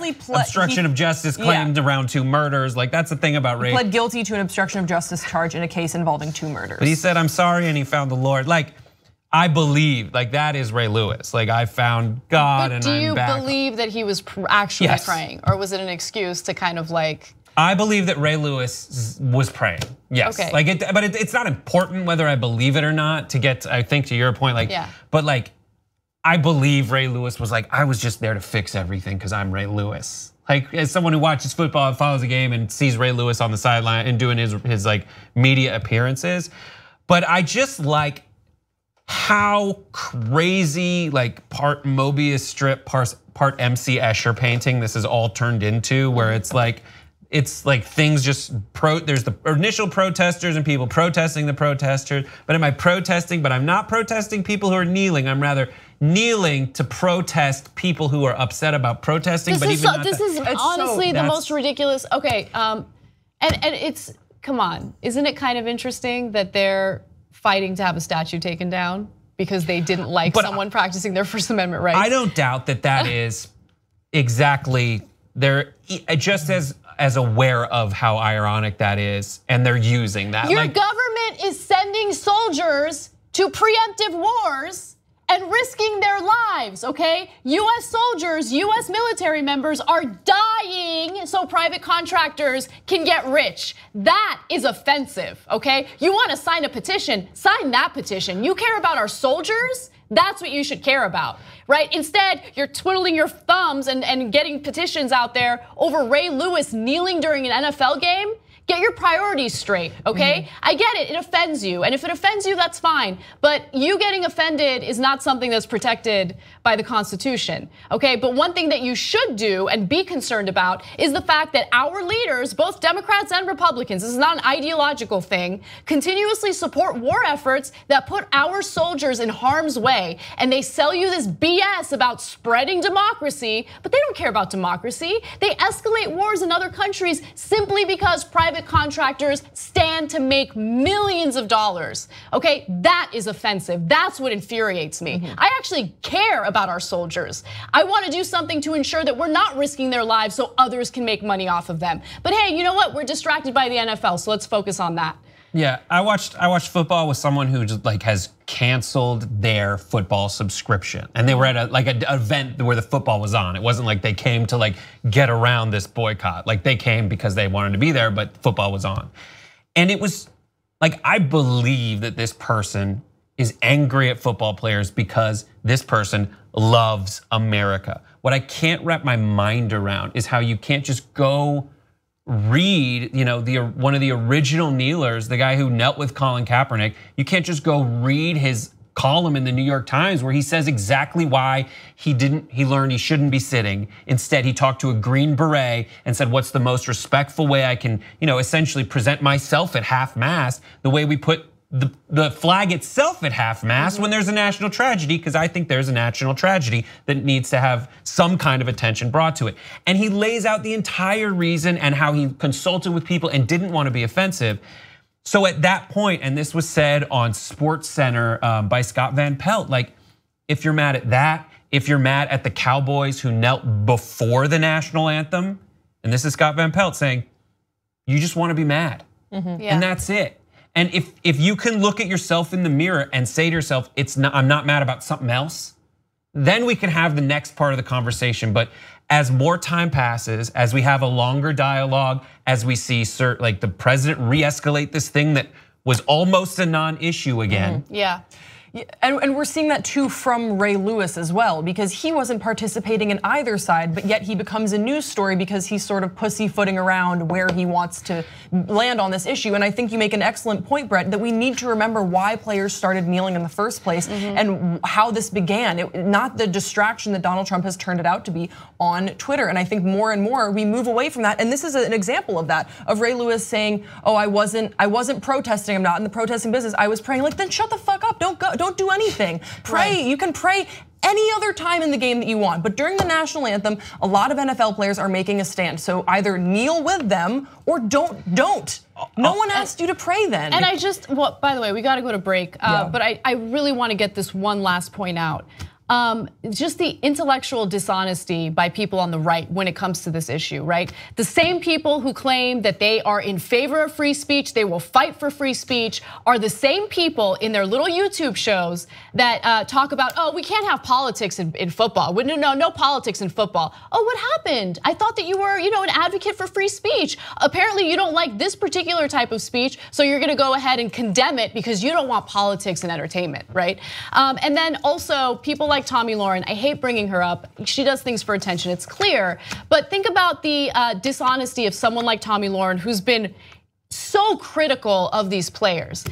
What did she say when she was on The View and supported reproductive rights? I believe in the Constitution. I'm a constitutionalist. Oh, really? You're a constitutionalist? Then why don't you value the First Amendment, which is exactly what these players are exercising when they kneel during the national anthem. But you don't like that type of speech. So Constitution doesn't matter when it comes to something that questions your ideology or questions your values.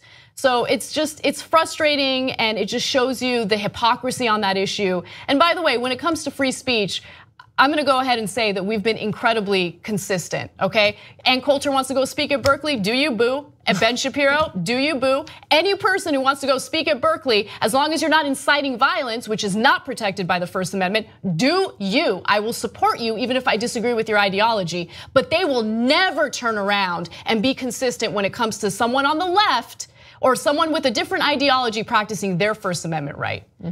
All right, we gotta take a break. Come right back.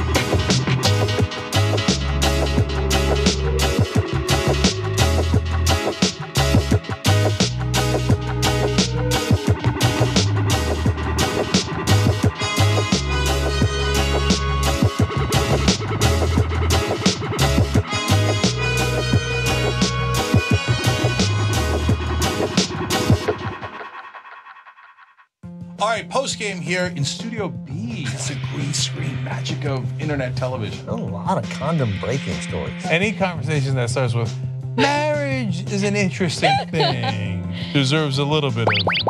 When the kid cries, perhaps that's that is an opportunity to do some. It's an opportunity to do some parenting. Yeah, parenting is you cry, you're gone. Oh my God. I love that video. Yeah, Ben, I got a great achoo. You're like, my mouth was open, she sneezed in my eye. I used to have Donut Tower next to my desk. Yeah, I'll dress up like a girl. I sound confident now, Anna. Yeah. When we're off the air, I'm gonna be like, how is this gonna work? When you get literally asked why 21 straight times. Yeah. And like at some point you're like, you're fucking with me now, right? So I dumped the kids off at her mom's and I drove down to La Jolla for a day. Get out, kids. They're like, but Daddy, no. Why? What do you mean why? You asked me to look at you. You did it. You brought it up. You know you're doing it. What do you mean why? I don't know why. I was reading. She's lovely. Here's what's different. Like, it is a different feeling. Everybody says this, but it's 5:11 when we're shooting this. I can't wait to go home. Like that, I can't wait to see her. What you guys do is allow us to be open and honest, and we don't have to worry about censorship, and we don't have to worry about sponsors telling us what we can and can't say.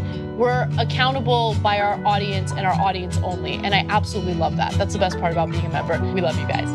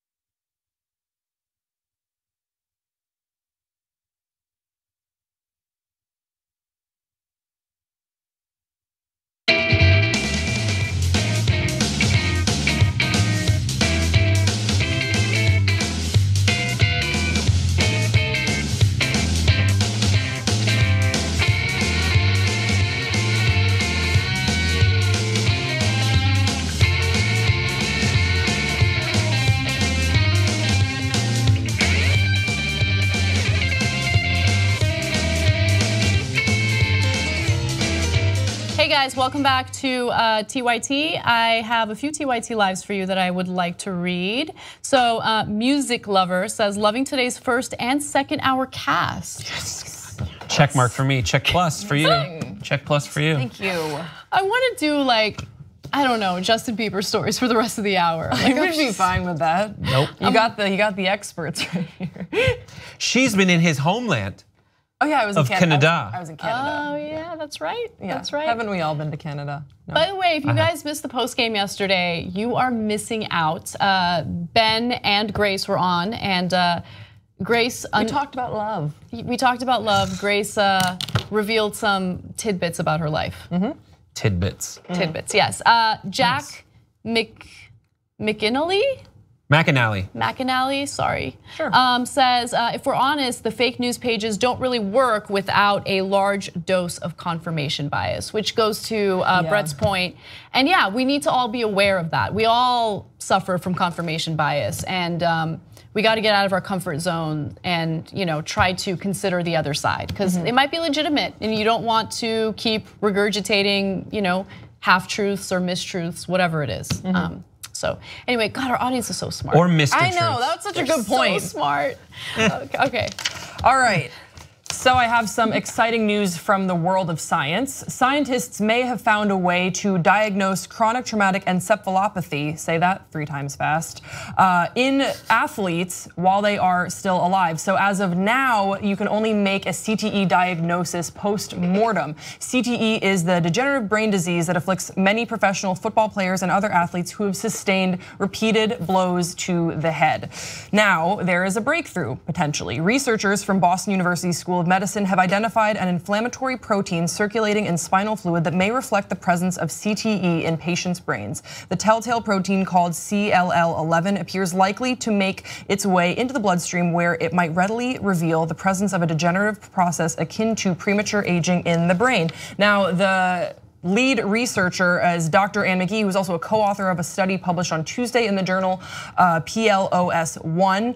She is directing Boston University's Medical School's Chronic Traumatic Encephalopathy Center, which recently revealed it found evidence of the degenerative disorder in 110 of 111 professional football players who donated their brains to the program upon their death. So just take in that number, 110 out of 111. This is major.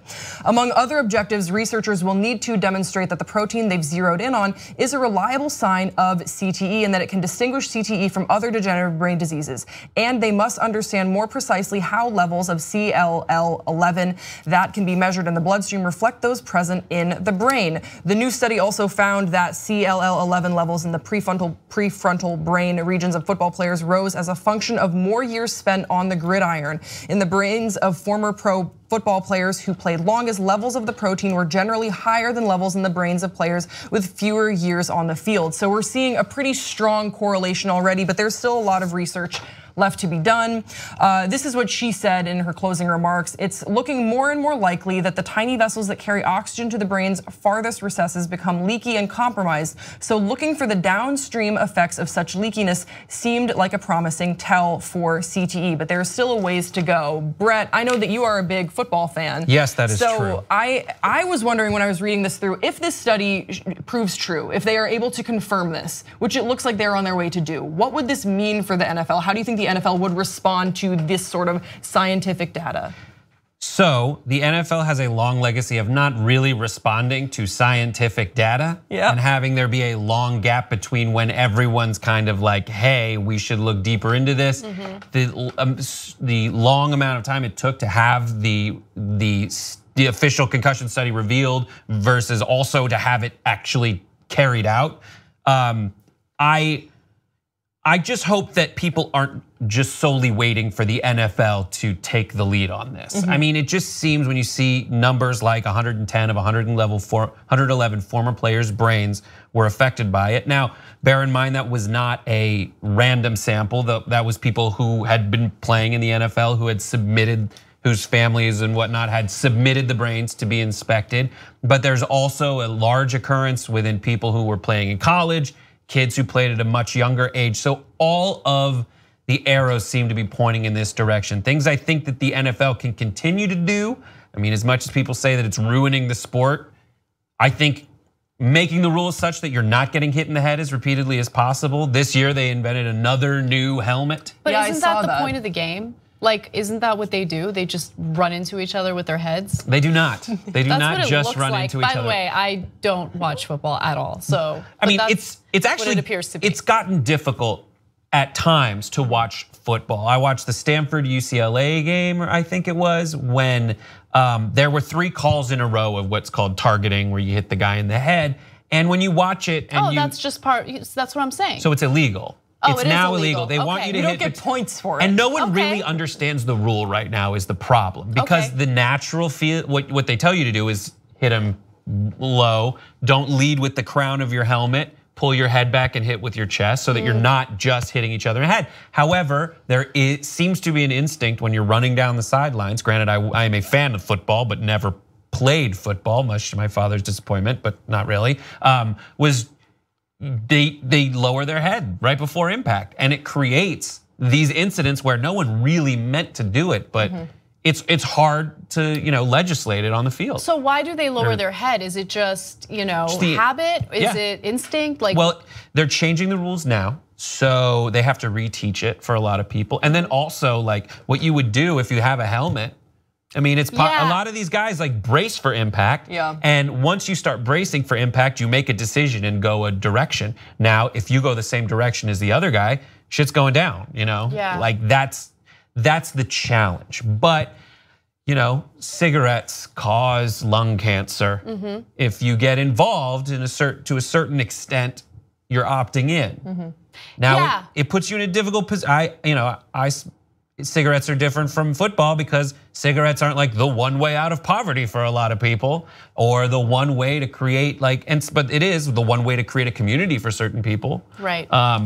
But at a certain point, this needs to be the kind of common knowledge as we qualify it, knowing that the official numbers aren't all the way in, but along the way we make ourselves ready and make our decisions based on the information that we have, and the information that we have seems to imply that football's dangerous, and it's extremely dangerous for former players, or for people who end up having CTE. Wow, you know a lot about this. Impressive. I didn't study any of that going in, and that's the thing about being a football fan is you discover that you have opinions about things. One of my favorite fun facts about Brett is that he knows a shit ton about football. Yes. All right. Well, this is a good development in the medical field. So hopefully they do continue studying it and find a surefire way of identifying and diagnosing CTE while players are still living, because who knows, there might be ways to mitigate it that go beyond what can be done during the game, and so that's, I don't know what that would be, but I'm just throwing it out there. The more we know, the better, we can mitigate things. And remember, CTE is known to cause severe mood swings, suicidal thoughts, violent behavior. And so around the time that this CTE story broke, there were a lot of instances of NFL players who were caught up in domestic violence issues. And so, is that playing a role? Of course that's a possibility. And so mitigating the effects of CTE, preventing CTE is so important, not just for these players, but the people around them as well. Yeah, so from some encouraging news from the world of science to some discouraging news from the medical field. Wow, there have been a record high number of cases of STDs in the United States, according to the CDC, in 2016. Yikes. In 2016, Americans were infected with more than 2 million new cases of gonorrhea, syphilis, and chlamydia, the highest number of these sexually transmitted diseases ever reported. The Centers for Disease Control and Prevention said Tuesday. The agency's annual sexually transmitted disease surveillance report shows that more than 1.6 million of the new cases were from chlamydia, and then 470,000 were from gonorrhea, and nearly 28,000 cases were for primary and secondary syphilis, the most infectious stages of the disease, according to the CDC. While all of these can be cured by antibiotics, many people go undiagnosed and untreated.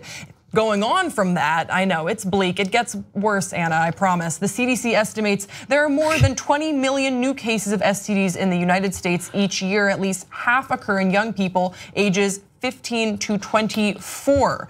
So David Harvey, the executive director of the National Coalition of STD Directors, has said this is very preventable and he knows exactly what's going on. This is what he says. Several factors are fueling the STD epidemic. Funding cutbacks for prevention, education, and healthcare programs, an ongoing debate about sex education for young people, with cutbacks in that arena, particularly from this administration, and the rise of social media dating apps have all contributed to the rise.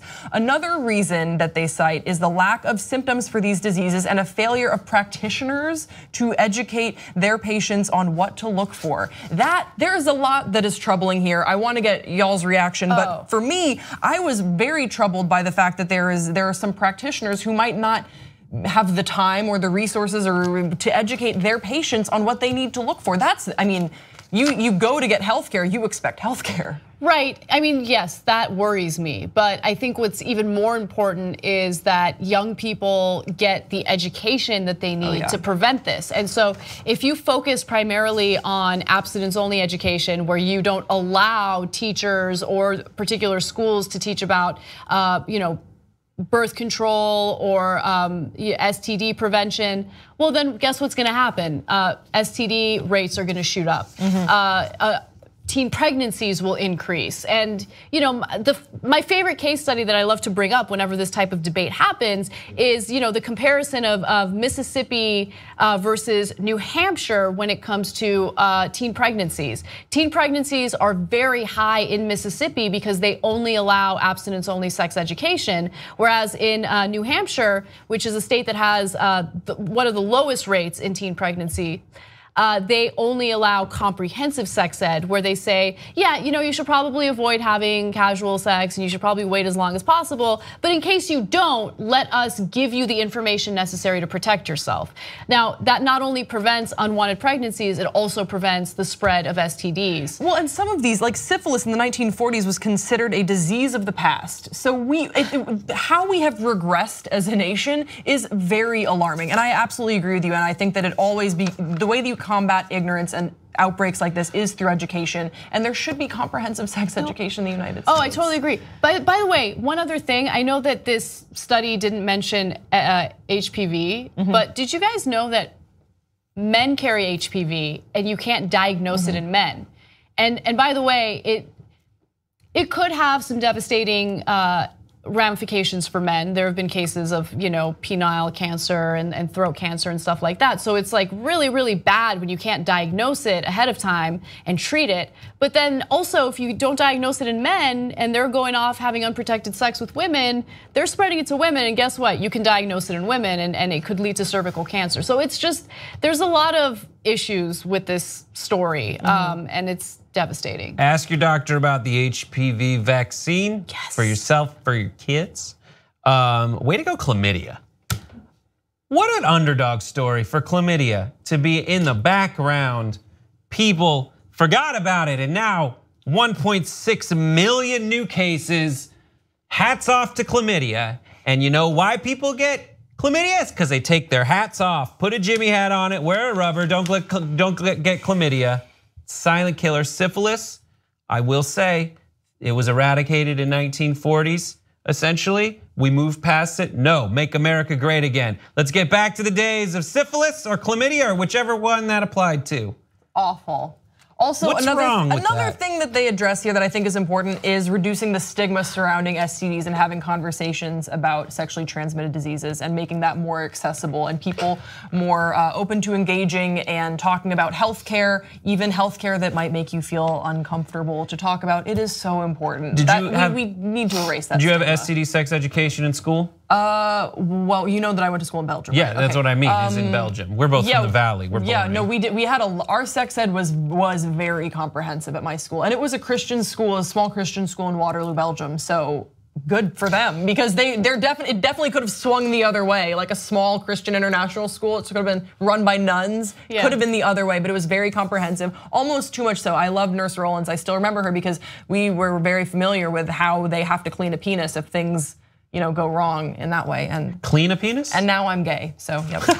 I remember I went to Catholic school and we had sex ed classes, and I remember everyone got we had an assignment where we had to do a report, a poster with facts on each STD, and I remember the one for herpes, which was herpes HSV2, which was a little herpes virus with eyes that said a little conversation bubble, and it went, "I latch onto your genitals and I never go away." So I remember that. And it scared me away from sex for way longer than cool people get scared away from sex. That was a little bit of misinformation. Like that, I mean, herpes can't be cured, but like that. You can never it's an incurable disease. It's an incurable disease, right? Yeah, you can have a flare up that disappears. Don't get me wrong, Anna, I know about it. Anyway, look, this hasn't been Don't laugh at me. That's a stigma. That's the stigma. I was laughing at you. You made a joke. Okay, yeah, good. I was laughing at your joke. Funny man. Just very quickly, I just wanted to mention this hasn't been investigated, but what I'm curious to see is whether or not the heroin epidemic might play a role in the spread of STDs as well, because sexually transmitted diseases don't necessarily have to be transmitted sexually, right? So who knows? I'd really like to see a study into that as well. So yeah, if there's a correlation. Yeah. All right, we have time for last story? Very quickly, yes. Okay, well, this is pretty quick anyway. Hugh Hefner has passed away. He died on Wednesday at his home in the Playboy Mansion in the Holby Hills area of Los Angeles. He was 91. Here's a little bit about him.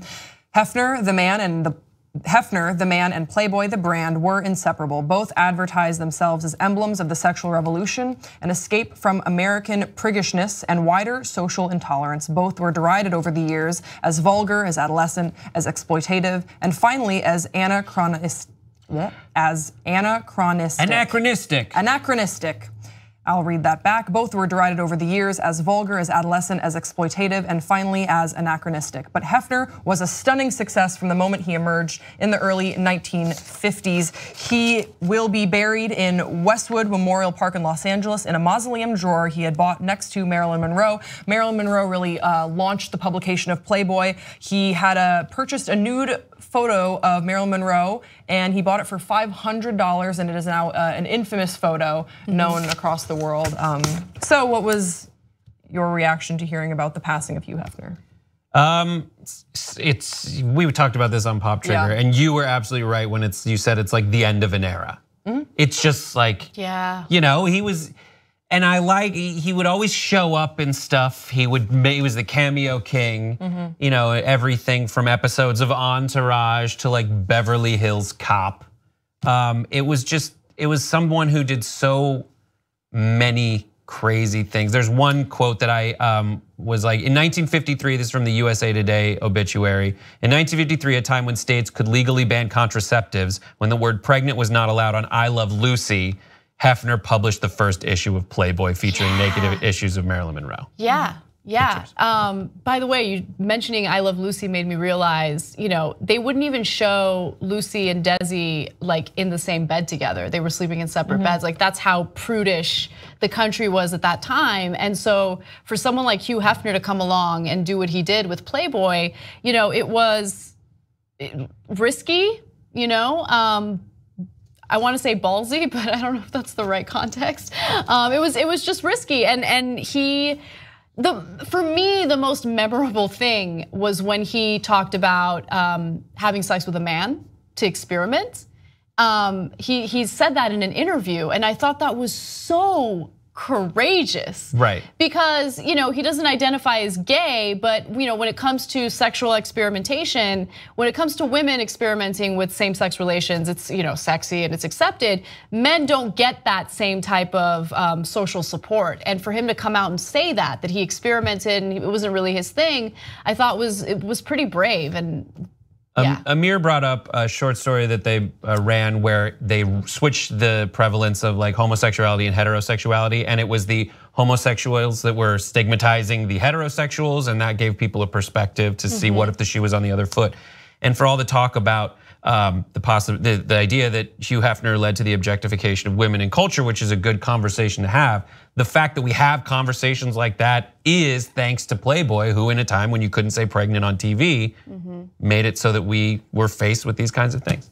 Yeah, and I think that's sort of what we talked about on Pop Trigger as well, where he had such an amazing life. He did so much. It doesn't mean that all of it was good, but when someone passes, I think it's okay to celebrate their achievements and then also have conversations about things that maybe we are critical of or that we do disagree with, because no one is here saying that Hugh Hefner was a perfect person, but I would hope. I would hope that when someone passes, you give them that dignity of just celebrating the good achievements that they had in their life. Well, there are some that don't get that privilege. And that's a discussion for another day. That is a discussion for another day. We gotta go, but if you're a member, check out our live members only post game. And if you're not a member, just go to tytnetwork.com/join. Thank you so much for watching, guys. We will be back tomorrow. Love you and good night.